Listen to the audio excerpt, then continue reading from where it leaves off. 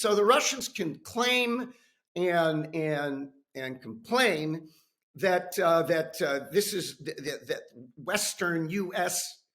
equipment to support the Ukrainians it's unfair or it's illegal. Stop, Russia. Get out of Ukraine and it will stop. You are bringing this on yourself, and this country, Ukraine, deserves, and it's shown and it's proven by its acts and its statements, and it's almost grace internationally that that it warrants the support. Yes, Challenger is a great tank.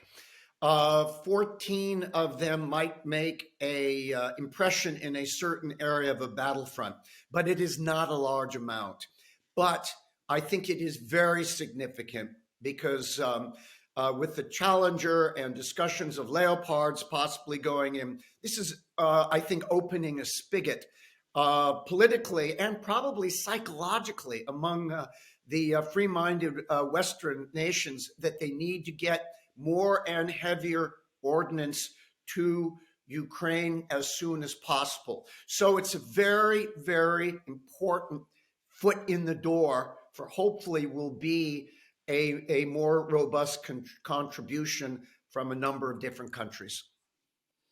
Well, there's a lot to unpack there. So you're right that this seems to be part of a bigger NATO move, with the US agreeing to send Bradley infantry fighting vehicles.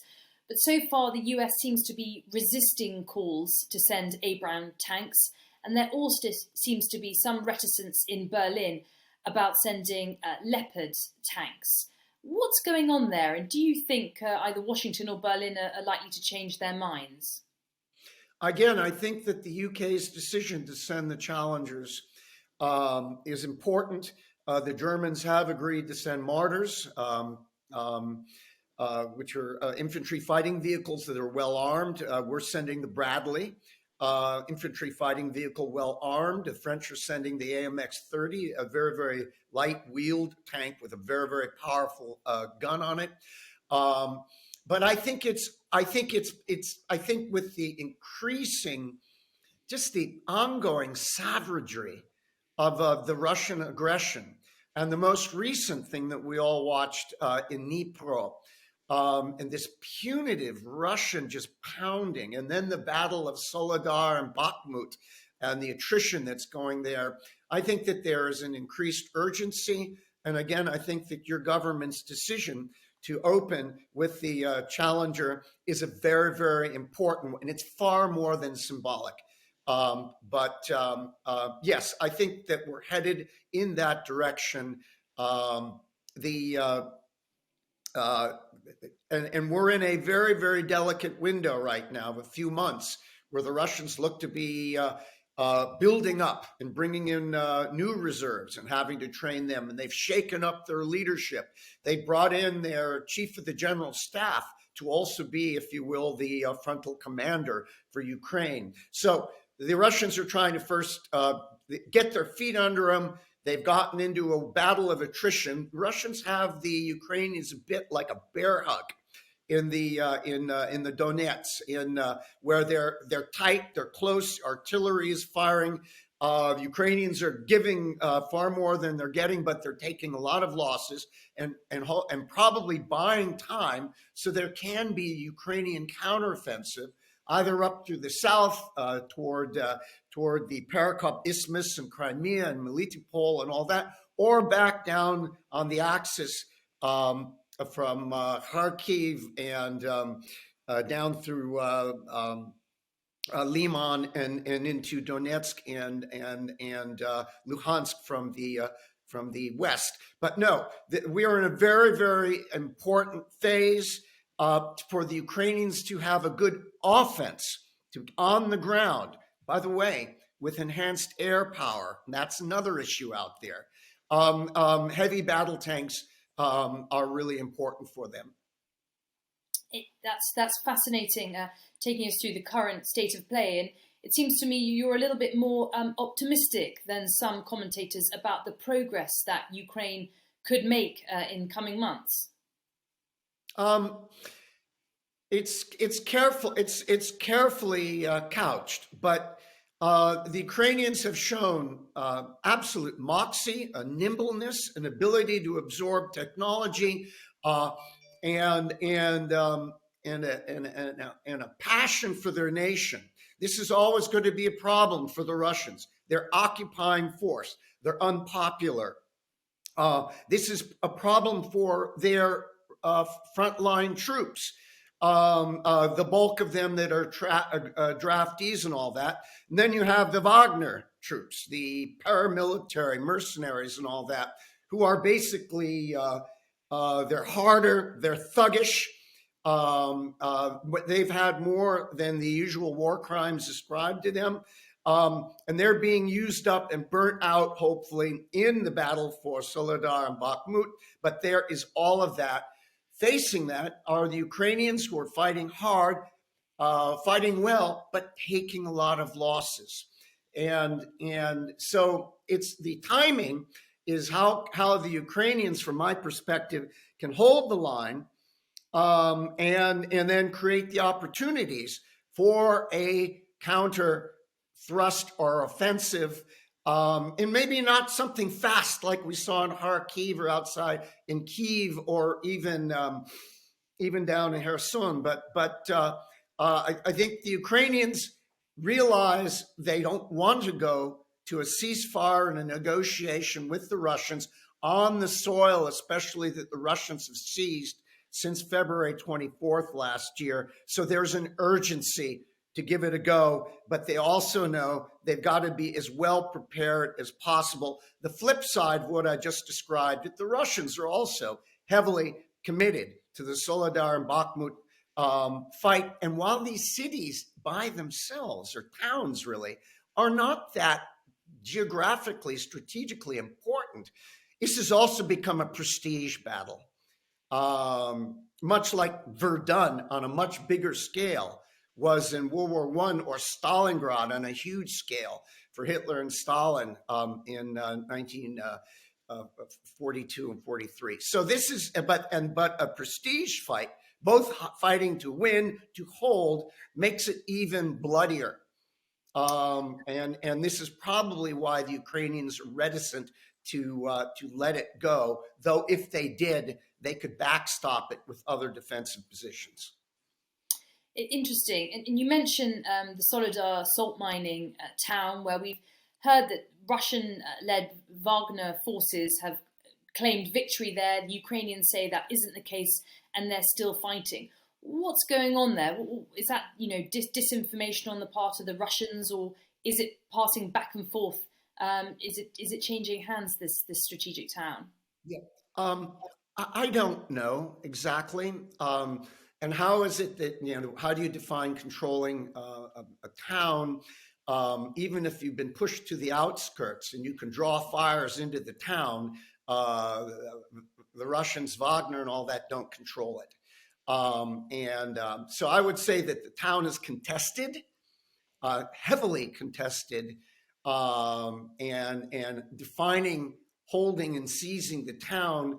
I think you could look at it from different ways, but clearly, whatever the case, Ukrainians are bringing fires and contesting and fighting hard for Solidar and the area around it. It's 6 miles to the northwest of Bakhmut, and really potentially the precursor for an even bigger fight for Bakhmut, which, as we all have been seeing, has been in combat for the last in contact in the last 5 months. And the Russian forces seem, the general staff and all the forces seem to be, this is a critical prestige issue for them there, because they haven't really won a major city or fight. And that was a hard win or success since Lysychansk and Severodonetsk, and that was, good God, that was 4 or 5 months ago. Yeah, interesting. And obviously Russia is saying that the Western donation of tanks on the UK's part, infantry fighting vehicles on other countries' part, is really part of an existential fight that Russia is waging against NATO. Is there the sense, do you think, that that is a narrative that is playing on an international stage? Is there a sense that, the latest commitment of arms by NATO plays into that sort of narrative? It may. However, I remind that the Russians wouldn't be in this conundrum if they hadn't invaded, and they haven't perpetuated continual war crimes. And as a friend recently put to me, that it seems like the Russians are at the stage where they're there as much, they're killing people and breaking things after the most recent missile strikes against civilian areas in last week, and then earlier than that. And yes, they're getting infrastructure targets, but they are pounding. And as an aggressor nation, they have no right to be hitting these towns like Dnipro and all of that. So the Russians complaining, whinging about the West supporting a free-minded nation that is desperately trying to survive, and if you will, in our greater West, it can't be. So the Russians can claim and complain that this is that Western U.S. equipment to support the Ukrainians it's unfair or it's illegal. Stop, Russia. Get out of Ukraine and it will stop. You are bringing this on yourself, and this country, Ukraine, deserves, and it's shown and it's proven by its acts and its statements, and it's almost grace internationally that it warrants the support. Finally, this is also a message, and it isn't just the US and NATO. There are other free-minded nations that are providing support. The Russians could have never imagined Sweden and Finland, neutral nations, wanting to come in. No, Russia brought this on themselves, and they can alleviate the pressure by stopping, withdrawing, and cease this ruthless attack. It's as if the Russians, as an old medieval nation right now, it's as much not about winning, but it's making the Ukrainians submit and kneel to them. And the Ukrainians have proven they will never do it. And the free-minded nations of the world are going to support them in that fight against what you could call Russian, former Soviet type imperialist totalitarian action. So it sounds like you still think that the morale is keeping up in Ukraine. And I say that because, of course, at the weekend we saw Russian missiles strike Kyiv, Kharkiv, Odessa, and Dnipro. You talked about the apartment block where casualties are rising, but currently stand at around 40 deaths. I just wondered, now that much of Ukraine is in blackout thanks to all the attacks on civilian infrastructure, there's no sense that morale is beginning to crumble at all? I think that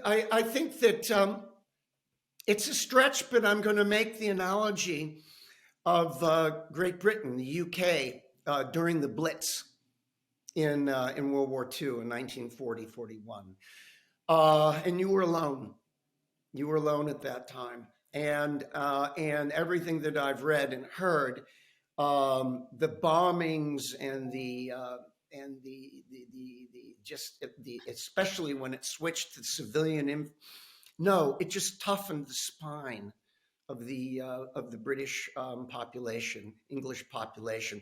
And I think this is happening and has happened in Ukraine. What the Russians have done is that they have now made it almost impossible for any type of near-term peaceful reconciliation between those nations. And if the Russians ever thought they were going to dominate and make the Ukrainians submit, in contrast, their actions and its continued actions. This has been going on for 10 months plus. I mean, the Ukrainians are almost fighting fanatically for their heartland, their motherland.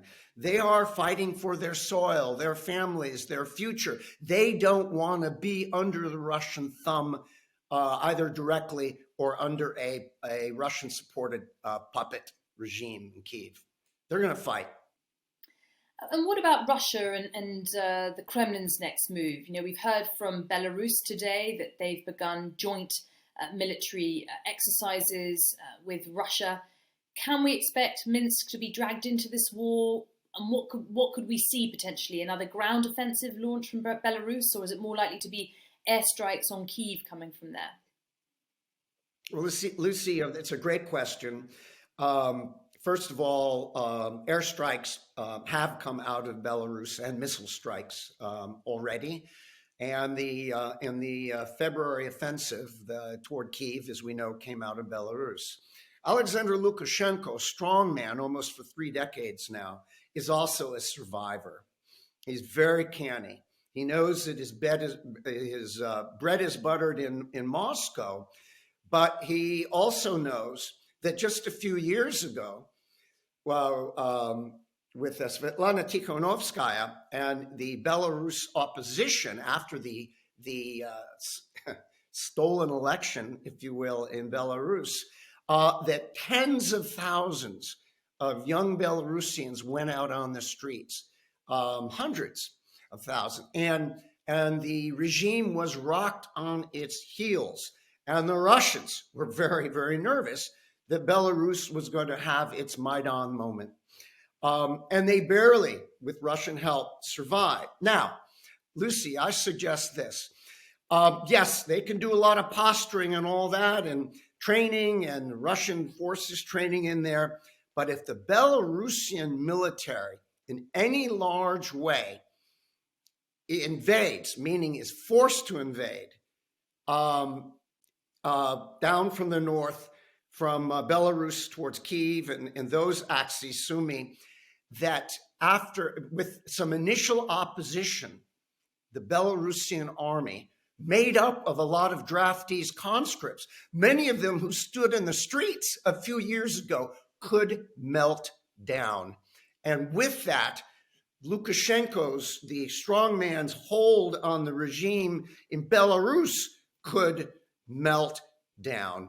I think he knows it, why he's been playing a very, very, very carefully balancing act, and maybe even the Russians dimly are aware of it. But for them, for Belarus to invade on the ground with substantial forces is, I believe, a potential existential moment for Lukashenko and the regime, because I believe aspects of the society, military and domestic, could melt down, if I may use that word. Interesting appraisal there. So what are Putin's options if he wants to escalate? Well, I mean, it's and we've talked about this for the last 10 months, and I think that governed our firm but careful actions in the early months of the war, because the backbenchers will throw out darts. Well, why we should have thrown in more heavy stuff early and all. Stop. You are where you are when you were, and all of us. Your country, Europe, my country, didn't know what we were dealing with during that initial invasion. And clearly support was going in, but we had to be really careful. Russia is a nuclear-tipped nation that on a bad day with the United States and Russia, with UK and France, we could end the world in 24 hours. And I think that always has been a factor. A huge factor, but I think increasingly there's a recognition there's an awful lot of bullying and bluff in Putin's statements about nukes. It's there, but I remember that wonderful song by Sting back in the 80s, Russians love their children too. And I don't think the Russians want to go. While they'll threaten the nuclear option, I think they know now if they because there will be a major reaction. Tactical nukes are out there, but this could open up for them an ugly box. You could at that point get an intervention on the ground in Ukraine. At this point, the sense that Russia is beyond retrieving, and also now Russia is isolated. UN has been troubling in a way because you have some fence-nest sitting nations that are playing it both ways. China watches, India. But if the Russians were to revert to, they are beyond rogue. They are a global criminal. And then there is the risk of chemical weapons. And I think that could create a reaction on the ground, certainly even more weapons and arms and long-range stuff that goes into Ukraine. So those are things. Other escalations, don't know.